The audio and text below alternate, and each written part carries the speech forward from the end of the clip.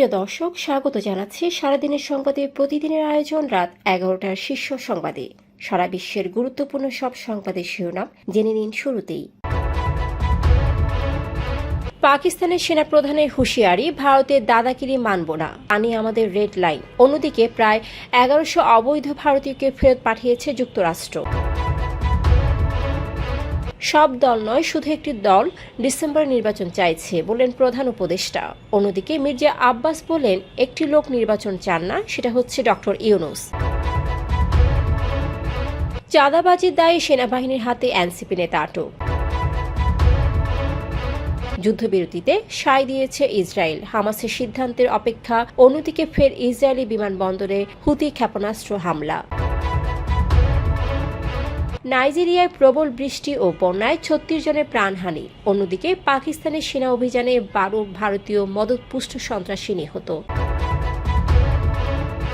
বেসরকারি বিনিয়োগ 5 বছরে সবচেয়ে কম।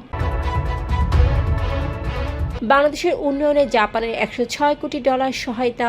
অন্যদিকে প্রধান উপদেষ্টাকে সম্মানসূচক ডক্টরেট ডিগ্রি দিল সোকা বিশ্ববিদ্যালয়। শিগগিরই চালু হচ্ছে যুক্তরাষ্ট্রের স্টুডেন্ট ভিসার সাক্ষাৎকার।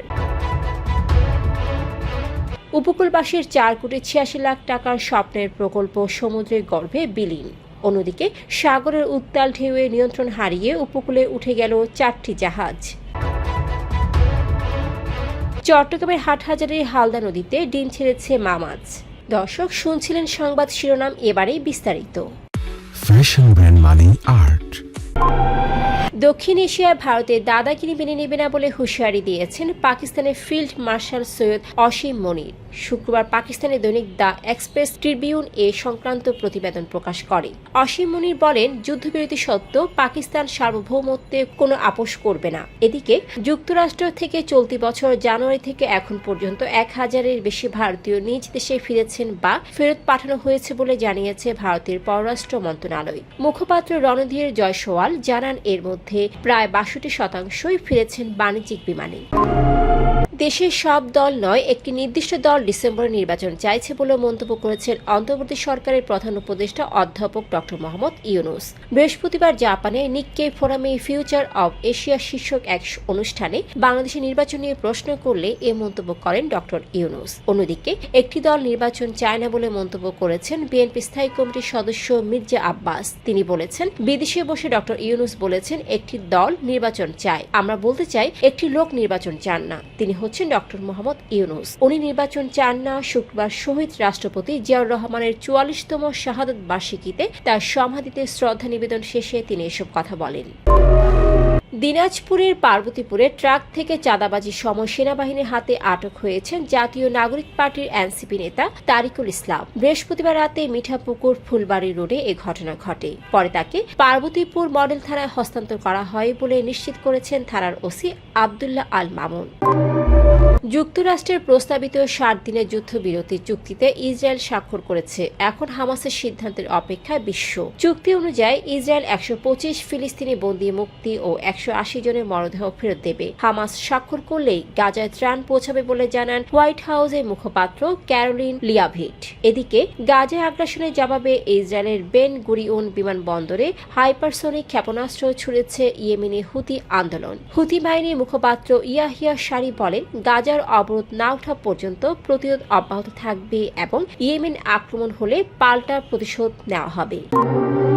নাইজেরিয়ার মোকোয়ায় টানা বৃষ্টিতে সৃষ্ট বন্যায় কমপক্ষে 36 জনের মৃত্যু হয়েছে। নিখোঁজ রয়েছেন আরও অনেকে। বুধবার রাতে ভারী বৃষ্টিতে 50টিরও বেশি ঘরবাড়ি ডুবে যায় বলে জানায় স্টেট ইমার্জেন্সি ম্যানেজমেন্ট এজেন্সি। শুক্রবার সকালে আরও 11টি লাশ উদ্ধার হয় বলে জানান সংস্থার মুখপাত্র ইব্রাহিম আউদি হুসেইনি। অন্যদিকে পাকিস্তানের খাইবার পাখতুনখোয়া ও বেলুচিস্তানে ভারত সমর্থিত সন্ত্রাসী গোষ্ঠীর বিরুদ্ধে অভিযানে অন্তত 12 জন সন্ত্রাসী নিহত হয়েছে।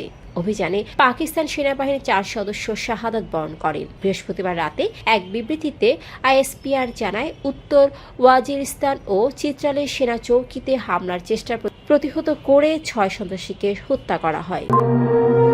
গত 5 বছরে বেসরকারি বিনিয়োগ জিডিপির অনুপাতে সর্বনিম্ন পর্যায়ে পৌঁছেছে, যা ব্যবসার আস্থাহীনতা ও কর্মসংস্থান সংকটের আশঙ্কা বাড়াচ্ছে।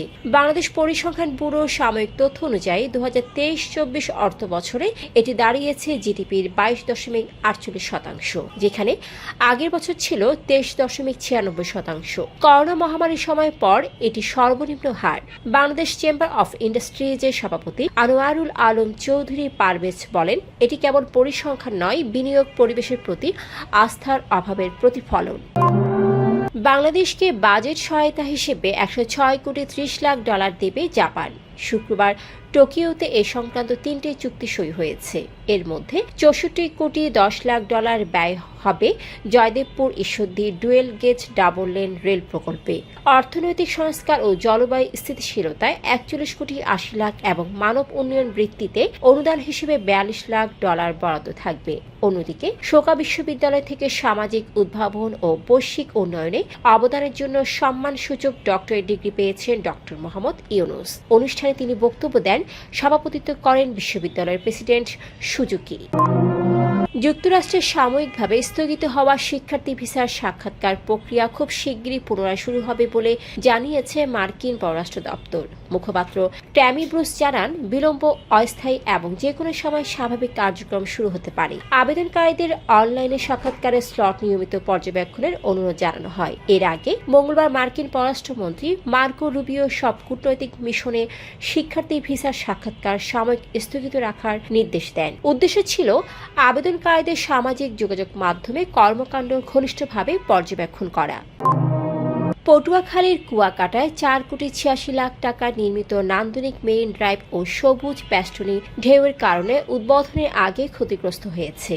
বঙ্গোপসাগরে লঘুচাপের প্রভাবে সাগরের পানি বৃদ্ধি পেয়ে বৃহস্পতিবার ভাঙনে দেখা দেয়। এলাকাবাসী দ্রুত ব্যবস্থা দাবি করেছে। চট্টগ্রামে ঝড়ো হাওয়া ও উত্তাল সাগরের ঢেউয়ে নিয়ন্ত্রণ হারিয়ে পতেঙ্গা ও আনোয়ারা উপকূলে 4টি নৌযান তীরে আটকা পড়ে। আনোয়ারা উপকূলে মারমেড 3 বার্জ ও নাভিমার 3 টাগবোট আটকা রয়েছে। 2 বছর আগে এসএস পাওয়ার প্ল্যান্ট নির্মাণে ভারতের থেকে বড় পাথর আনার কাজে মারমেড 3 ব্যবহৃত হয়েছিল।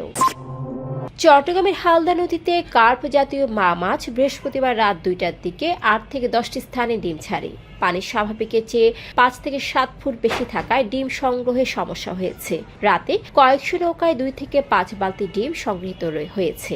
এর আগে বৃহস্পতিবার দুপুর ও সোমবার রাতে নদীতে নমুনা ডিম দেখা যায়, যেখানে সংগ্রহকারীরা 50 থেকে 100 গ্রাম ডিম পেয়েছিলেন। দর্শক, এতক্ষণ আমাদের সাথে থাকার জন্য ধন্যবাদ। প্রতি মুহূর্তে দেশ বিদেশের গুরুত্বপূর্ণ সব সংবাদ জানতে ভিজিট করুন www.সারাদিনেরসংবাদ.com ও চোখ রাখুন সারাদিনের সংবাদের অফিসিয়াল ফেসবুক পেজে। Fashion brand money art, men's, ladies and kids wear.